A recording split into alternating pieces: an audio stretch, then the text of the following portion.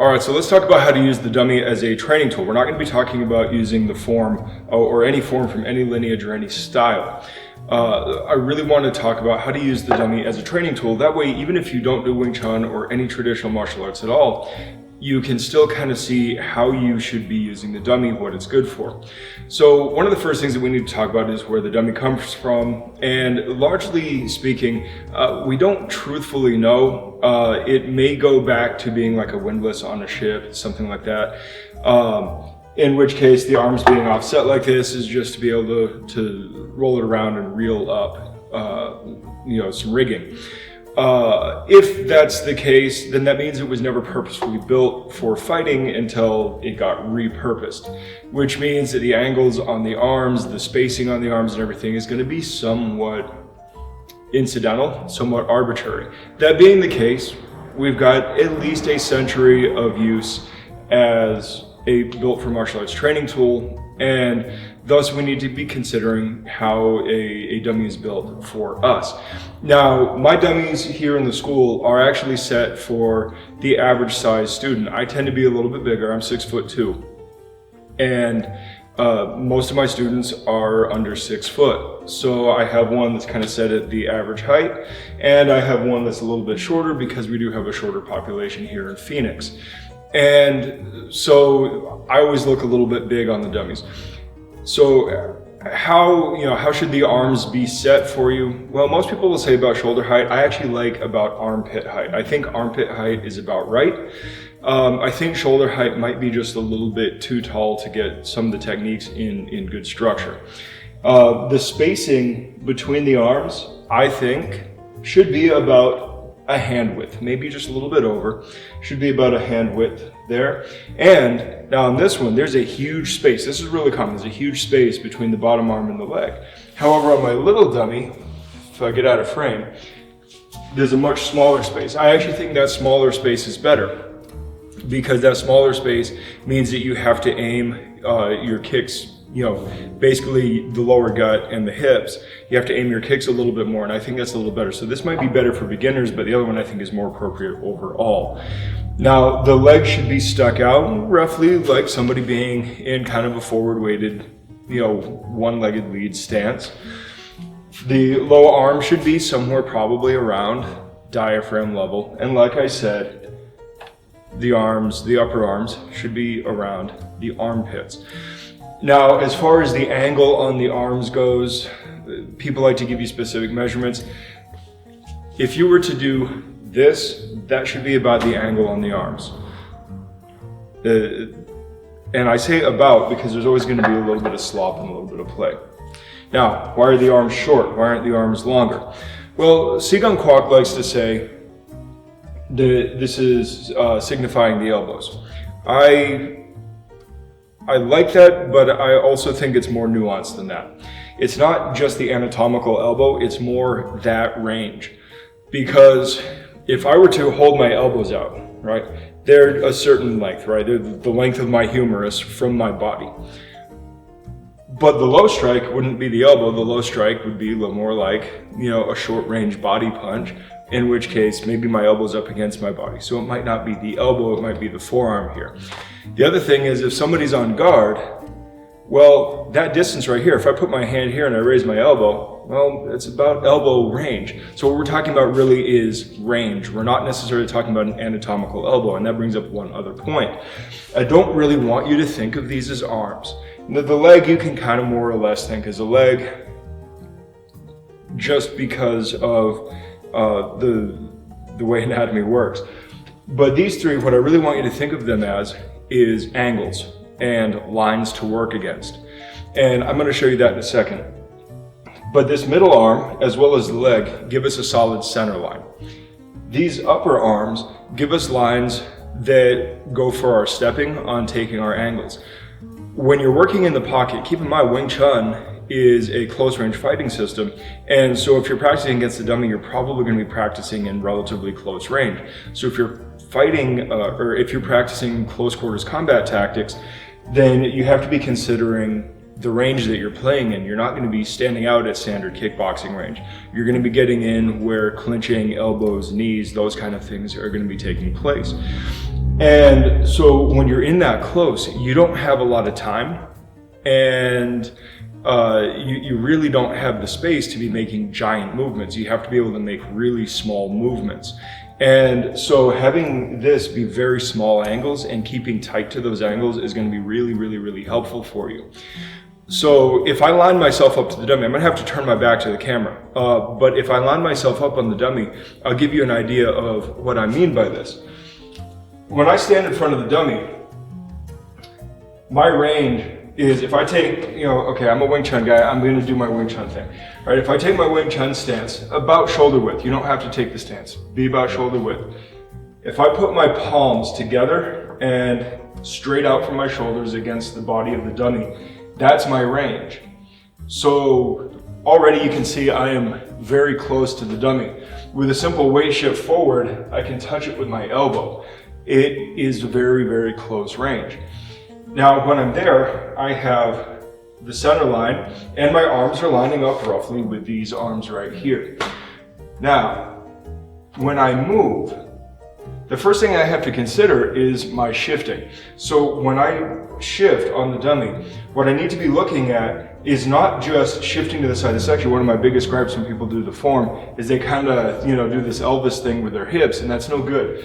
What you need to do here is actually sink your weight forward on the side that's getting heavy, and you allow the foot to pivot on the light side until it is about parallel with the other foot. That should be a fairly small angle. Now if I take this stick right here, you'll see my heart line is coming in right off of the edge of the dummy. It does not need to be pointing any farther than that. And right off of the center line, this is passing me by. It's not a big movement. It is not a big movement at all. Then, from there, once I look at that, there's another thing we have to consider, and that's our range increase, right? If I am able to stand here and put my palms on the dummy, if I don't shift my weight, I cannot touch down here between the arms.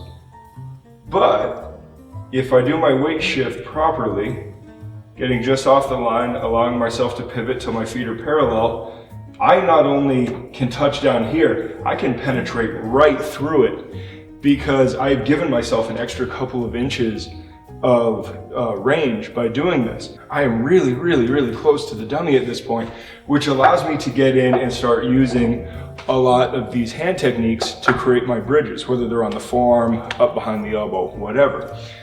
And so when we're looking at our shifting, I always want to make sure that if this is my opponent's line of attack, see, not necessarily an arm, his line of attack, if this is my opponent's line of attack, then my weight shift is pulling me off of that line, so I'm now attacking obliquely against him while also slipping. Now, whether you put your hands out there or not, you're still slipping. The idea is to be able to get off of that line of attack. We don't want to stand down the pipe and just go blow for blow with the guy. All right, so now from there, if I want to move from center and shifted center to an actual oblique angle, what I need to be doing then is using some footwork. Now, we use the seatma stepping, the three-point stepping, triangle stepping, whatever you want to call it. Regardless of that, what I'm going to be doing then is I'm going to be taking an adjustment step off and then moving in on the new angle. So to use some catch wrestling terminology, when I take my adjustment step off, what I'm doing is I'm moving from being centered on my opponent to what we would call half man. Half man just means that my entire body is on one half of his body. I'm not crossing his center line. Now there's ways to do this that are tactically sound, and there are ways to do this that are going to get you hit. We can talk about that another time. That's not important right now. So when I make my adjustment step, I move half man, and then from moving half man, I can make another shift and adjust my feet, and now look at my new angle. I am now here, my outside arm, or rather my inside arm, is in line with the first arm, high arm, and my outside arm is here, and I'm still in this range. So all I'm looking is to move from this angle to this angle. it is a very, very small movement, and it's small on purpose. Obviously it goes for the other way, but you can see better from this angle. Now, as far as what the feet are doing when we do this, you can do this in a variety of stances. Again, in Wing Chun, we do this a very specific way because, well, it's Wing Chun and there are certain hallmarks of structure that we follow. However, most of what that comes down to is stability and mobility and appropriate structure for the range and the tactics that we're using. It's really all it comes down to. So here's an interesting point for you. If I'm taking a back-weighted penetration step right here, where I'm in here, I can make a low strike here. If I don't change where my weight is, my weight right now is on my left leg. If I do not step or move this leg other than to pivot it, if I step my right leg back, my penetrating leg back, and I just make a small pivot, didn't move the ball of the foot from anywhere else, I just made a small pivot, I am now basically in boxing range, normal standard boxing range. If I were to take one more step out, I'd be good to go for kicking, at least, mid-level and low kicking. So from that perspective, our range here and our range here is all within a single tempo of each other. And that's a really important idea to understand there. So when you're moving around, whether you're doing something formal or you're doing something a little bit more like this, what you're looking at is finding that specific range where your weight distribution allows you to hit with the majority of your tools and you're never more than one move away from a longer or shorter tool. So now we need to talk about what the feet are doing. Now I'll give you a different angle for the feet and we can talk through that. All right, so here we are looking at the feet, and you can tell my feet are turned in a little bit. That's a Wing Chun thing. And you'll notice that the angle on the feet is not really extreme. The angle should not be extreme. It should be about the same as if you pointed your hands like I demonstrated earlier. When I shift my weight, one of the things that you'll notice is as I shift my weight, my toes are going to more or less disappear, and my other foot is going to pivot until it's about parallel with the other foot. The reason that I do that is because I don't really want my feet to be in these kind of wonky directions. Slightly pigeon-toed is actually fairly stable. We see this in a lot of karate styles and other Chinese boxing styles as well. And then the feet parallel is of course the natural position. So this is good.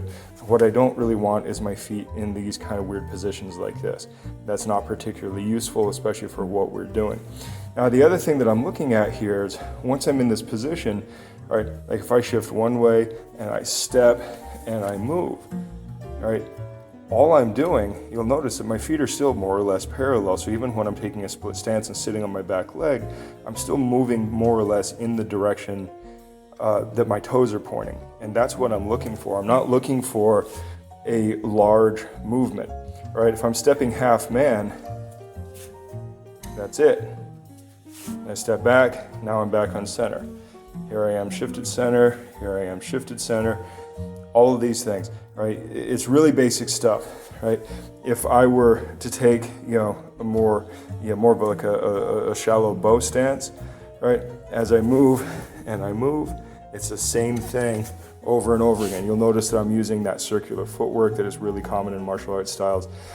All those things are perfectly fine, right? And again, if I'm here where I can touch the dummy, if I don't move and I just shift, and you can see both of my feet, my weight distribution has just gone from a back weighted distribution to a forward weighted distribution. I just moved the light leg from the front to the back, going from a penetration step to a forward stance.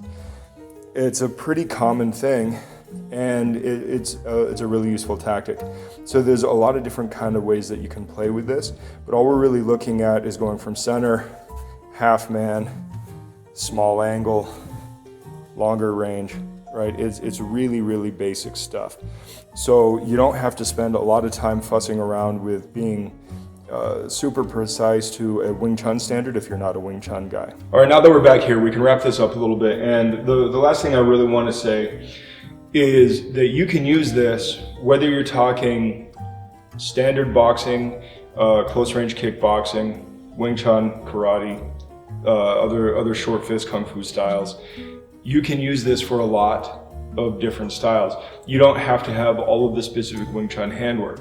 Jack Dempsey's championship fighting is a good one for old school boxing. He teaches a lot of the same hand movements we use in Wing Chun. Basic, simple chops and parries that you can use and you can practice on the dummy here. I mean, even in looking at your karate stuff, if I move off the angle, I can come in. I have a nice outside block. I can work a reverse punch, right? Down block,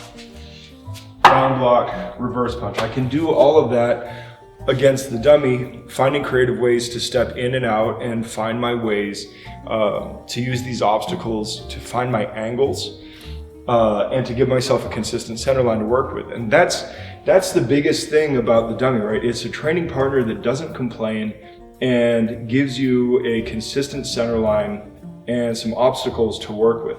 And that's really all it is. It fixes a lot of the stuff that you do in your forms and that you do kind of in solo drills or non-equipment drills in the air.